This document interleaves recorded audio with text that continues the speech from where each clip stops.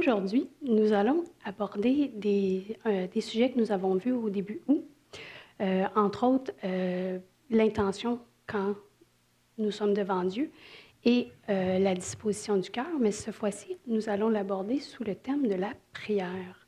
Donc, quelle devrait être notre intention première quand nous prions et quelle devrait être notre disposition du cœur? Quelle disposition du cœur avoir quand nous sommes devant Dieu?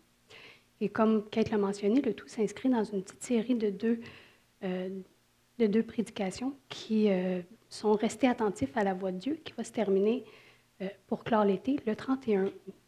Donc, nous allons voir à travers ces deux messages quelques points clés pour être à l'écoute de Dieu et en relation avec lui. Donc, ce matin, nous abordons l'attention portée à la voix de Dieu en discutant de la prière, mais à travers l'écoute. Et dans 2 semaines, nous aborderons l'écoute, mais à travers la lecture de la Bible. Toutes deux activités nous permettent de nous tenir devant Dieu et ça favorise une relation plus profonde avec lui. À travers la prière, nous développons une relation personnelle avec Dieu et à travers la Bible, nous avons une relation avec l'histoire que Dieu nous conte et ses œuvres. Donc, nous pouvons dire que par la prière, Dieu nous parle personnellement et nous devons l'écouter. Et à travers la Bible, nous écoutons ce que Dieu nous dit à travers les histoires et ce que Christ a accompli. Est-ce que je peux avoir ma présentation? Merci. Donc, pour commencer ce matin, qu'est-ce que c'est la prière? Eh bien, c'est un dialogue avec Dieu. En premier, nous devons écouter ce que Dieu a à nous dire et ensuite, nous répondons. L'erreur souvent que nous faisons, c'est que nous oublions d'écouter. Au début, nous commençons à parler immédiatement et même parfois à demander immédiatement. Notre première intention en priant devrait être d'écouter Dieu et notre disposition du cœur devrait être l'accueil de ce que Dieu a à nous révéler afin de pouvoir répondre à ce qu'il nous dit.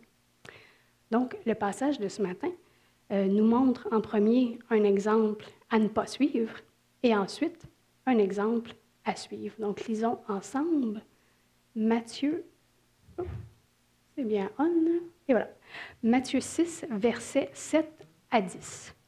Donc, en priant, ne multipliez pas de vaines paroles, comme les païens qui s'imaginent qu'à force de paroles, ils seront exaucés. Ne leur ressemblez pas, car votre Père sait de quoi vous avez besoin, avant que vous ne lui demandiez. Voici donc comment vous devriez prier. Notre Père, qui es aux cieux, que ton nom soit sanctifié, que ton règne vienne, que ta volonté soit faite sur la terre comme au ciel. Prions. Seigneur, notre Père céleste, nous venons devant toi ce matin avec un cœur ouvert et humble. Apprends-nous à prier avec un vrai désir d'écouter ta voix, à accueillir ta parole et à y répondre avec foi. Que ton règne s'établisse en nous et que ta volonté guide nos vies. Dans le nom de Jésus, Amen. Donc, en priant, ne multipliez pas de vaines paroles. Par cette phrase, Jésus met en garde ses disciples de ne pas répéter les erreurs des païens et des pharisiens. Eux n'avaient pas de dialogue avec Dieu, ils n'avaient pas de relation personnelle avec leur Père et ils n'avaient pas la bonne disposition du cœur non plus. Les païens vénéraient des dieux nationaux et utilisaient des prières, si on peut appeler ça des prières, qu'on pourrait plutôt dire comme des recettes de formules longues, superficielles et répétitives pour parler à leur Dieu. On peut dire qu'il s'agit presque de formules magiques parce que pour eux, c'est comme si le fait d'utiliser ces paroles précises apaisait leur Dieu et exauçait leurs demandes. Quant à eux, les pharisiens, ils aimaient prier en public, avec des formes répétitives, longues et complexes. Le but était de montrer leur piété aux autres par des formules apprises par cœur. Il y avait donc un soupçon d'orgueil spirituel et de vantardise dans leur posture. Le cœur n'était pas tourné vers Dieu. Leurs paroles n'étaient pas dirigées vers Dieu, mais vers les hommes. C'était pour épater la galerie. ultimement, la galerie était peut-être épatée, mais le tout n'épatait pas Dieu, parce que les paroles étaient vides de sens. Comme nous l'avons vu au début, où une bonne disposition du cœur ne vise pas à impressionner Dieu par nos actions, ou dans ce cas-ci par des prières parfaites, mais à avoir une relation avec lui et à aimer notre prochain. Aussi, ce passage, même s'il ne parle pas d'écoute, il nous rappelle que non seulement il ne faut pas parler sans cesse, mais quand nous ne parlons pas sans cesse, nous devons écouter. Écouter avant de parler. Parce que si nous parlons tout le temps, nous ne laissons pas d'espace nécessaire pour écouter. Ou si nous préparons notre réponse dans notre tête avant que l'autre personne ait fini de parler, nous n'écoutons pas vraiment la personne nous parler et nous n'entrerons pas en relation avec elle. C'est la même chose pour la prière. Dans l'exercice de la prière, nous devons nous arrêter, faire silence et écouter Dieu. Après tout, la prière ne vise pas à apprendre quelque chose à Dieu. Il sait déjà tout, ni à l'amadouer, ni à recevoir quelque chose de matériel. La prière, c'est une invitation à entrer en relation avec Dieu, qui est notre Père, qui veut notre bien. Et pour ce faire, la prière, eh bien, ça doit être un dialogue avec Dieu et non un monologue que nous tenons seuls. La séquence du dialogue reste toujours la même. Dieu nous parle et nous lui répondons. Il faut écouter Dieu et ses plans. Et ensuite, oui, nous pouvons parler et oui, nous pouvons demander des choses. Et si vous remarquez, c'est exactement la structure du Notre Père. Vous avez sûrement reconnu le Notre Père ce matin dans la dernière section du verset, du passage que je vous ai présenté. Donc, c'est vraiment, au début, cette partie-là, c'est vraiment tourné vers Dieu. Et si vous continuez la lecture du Notre Père, vous allez voir que c'est tourné vers nous. Donc, Jésus nous dit de prendre le Notre Père en exemple. Alors, pourquoi pas l'écouter lui aussi?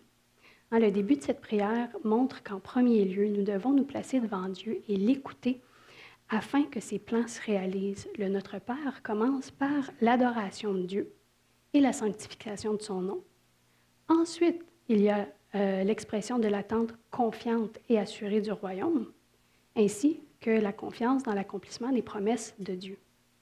Le royaume que nous attendons, le règne que nous souhaitons, c'est celui de Dieu. Et il sera complet lorsqu'il y aura l'établissement de la nouvelle terre et des nouveaux cieux. Et si nous suivons encore le Notre Père pour la dernière partie, nous devons exprimer la primauté de la volonté de Dieu, donc l'importance qu'elle soit faite sur la terre comme elle l'est déjà au ciel. Mais ici, il ne s'agit pas de fatalisme passif ou de déterminisme, que tout est déterminé d'avance. Donc, pas de déterminisme auquel nous devons nous résigner, mais une attente avec une confiance qui est active et joyeuse. Il s'agit de l'atteinte des objectifs parfaits de Dieu. Et la volonté de Dieu, elle est bonne, parfaite, bienveillante et libératrice. C'est donc ce qu'il y a de meilleur pour nous. C'est vivre une paix profonde. Notre espérance exprime une soif de voir le monde transformé selon les valeurs et la justice de Dieu. C'est dire, Seigneur, je veux que ton règne d'amour, de paix et de justice s'établisse dans ma vie et dans le monde éternellement. Et n'oublions pas ce que Jésus a dit au jardin de Gethsémani. Non pas ma volonté, mais la tienne. Même en temps de souffrance, Jésus avait une confiance inébranlable dans la foi de Dieu, dans la volonté de Dieu. Et si Jésus est notre exemple, eh bien, en temps de joie comme en temps de souffrance, nous devons avoir une confiance en la volonté de Dieu. Donc, que ta volonté, Dieu, soit faite sur la terre comme au ciel. Si nous clamons que l'attente du royaume et la volonté de Dieu sont importantes, voire primordiales et essentielles, nous devons écouter ce que Dieu a à nous dire pour arriver à l'accomplissement de son plan, de l'établissement final de son royaume et l'accomplissement aussi de sa volonté, afin que ça soit fait sur terre comme au ciel. Ce que Dieu nous dit lorsque nous sommes en prière, eh bien, ça guide nos actions. L'établissement du royaume de Dieu et de sa volonté passe par le biais de personnes comme nous, prêtes à obéir à Dieu et à se laisser guider pour leur atteinte, donc l'atteinte de l'établissement du royaume et de la volonté de Dieu.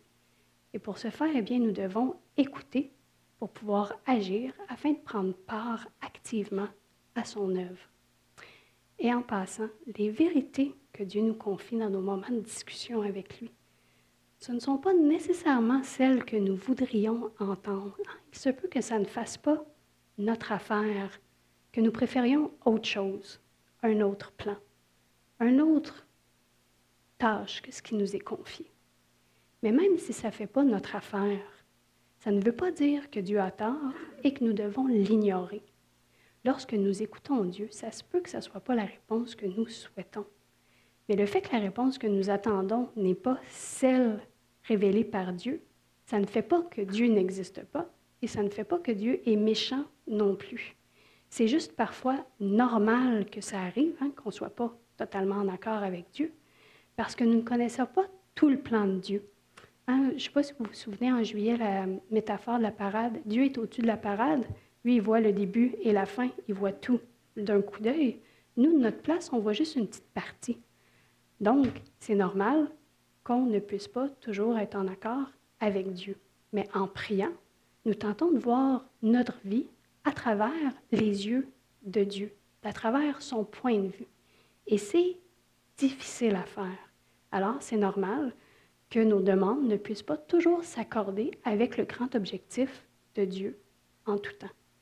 Et la prière, même si c'est extraordinaire, elle dérange parce qu'elle nous fait accepter la vie selon les conditions de Dieu plutôt que les nôtres. Une citation que j'aime bien d'une série que j'aime bien aussi s'applique un peu aujourd'hui. The truth will set you free, but first it will piss you off. Traduction personnelle, la vérité te libérera, mais en premier, elle te fâchera. Il se peut que parfois la vérité que Dieu nous révèle lorsque nous prions nous fâche, mais ultimement, elle va nous libérer. Et en écoutant Dieu, nous apprenons notre appel et la place que nous avons dans son grand plan. Comme un père qui s'adresse à ses enfants, il nous encourage, nous guide, nous corrige, nous dirige. Et cette écoute que nous avons envers lui nourrit notre intimité avec lui, car elle nous ancre dans son amour et nous aide à voir notre vie à travers son regard. Notre réponse dans la prière, qu'elle soit l'adoration, la gratitude ou l'obéissance, eh bien, ça devient l'expression vivante de notre relation avec Dieu. Ainsi, la prière, c'est bien plus qu'un échange de paroles. C'est un dialogue qui transforme nos cœurs, qui fortifie notre identité en tant qu'enfant de Dieu, qui nous aligne sur sa volonté et ultimement qui nous permet de prendre part à la vie de Dieu. Tout commence par la prière et la prière, elle, commence par l'écoute. Mais un point important, si vous regardez la première partie du passage, ne multipliez pas de vaines paroles ou, selon vos versions de Bible, ne rabâchez pas ou ne répétez pas sans cesse. Eh bien, ça n'a rien à voir avec la persévérance spirituelle.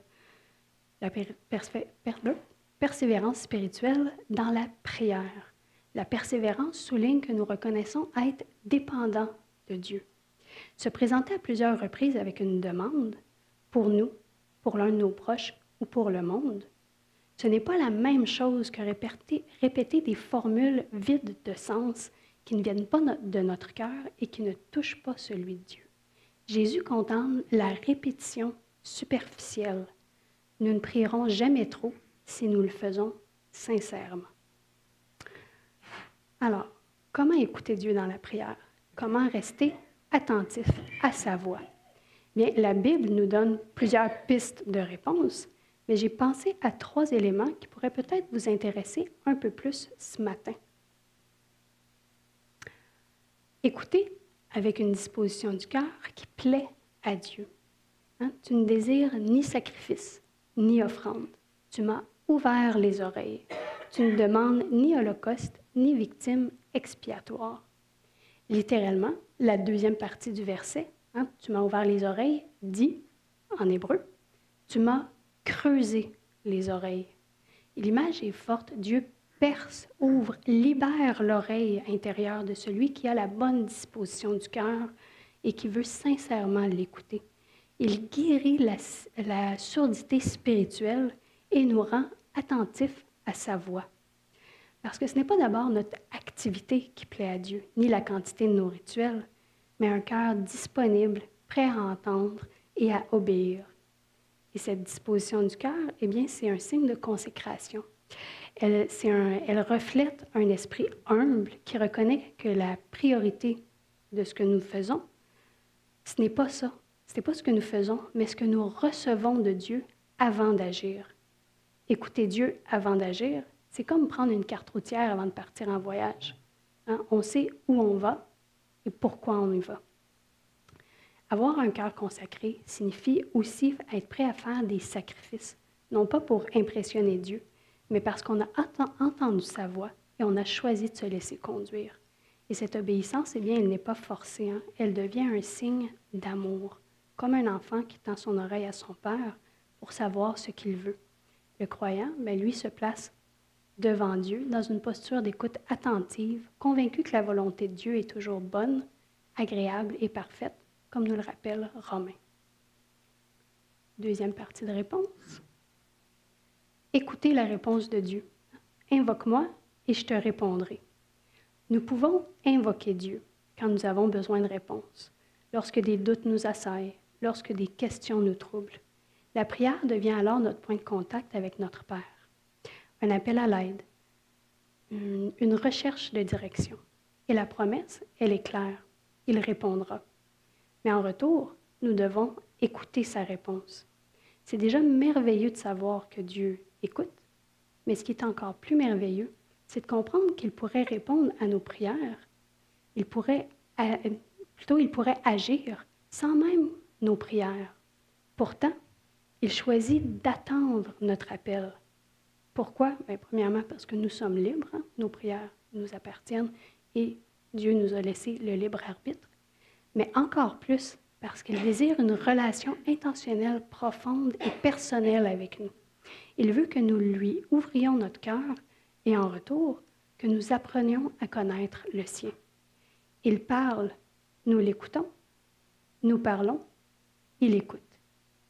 Et si nous continuons le passage, je t'annoncerai des grandes choses, des choses cachées que tu ne connais pas. Dans son contexte premier, ce passage, c'est Dieu qui révèle ici à Jérémie à la fois le jugement à venir sur son peuple et la promesse de restauration. Mais à plus petite échelle, ce principe s'applique aussi à nos vies. Parce que quand nous nous mettons réellement à l'écoute de Dieu, Dieu nous révèle des vérités, des orientations, des projets que nous n'aurions jamais connus par nous-mêmes. Il veut nous conduire non seulement dans les grandes étapes de nos vies, mais aussi dans les petites choses.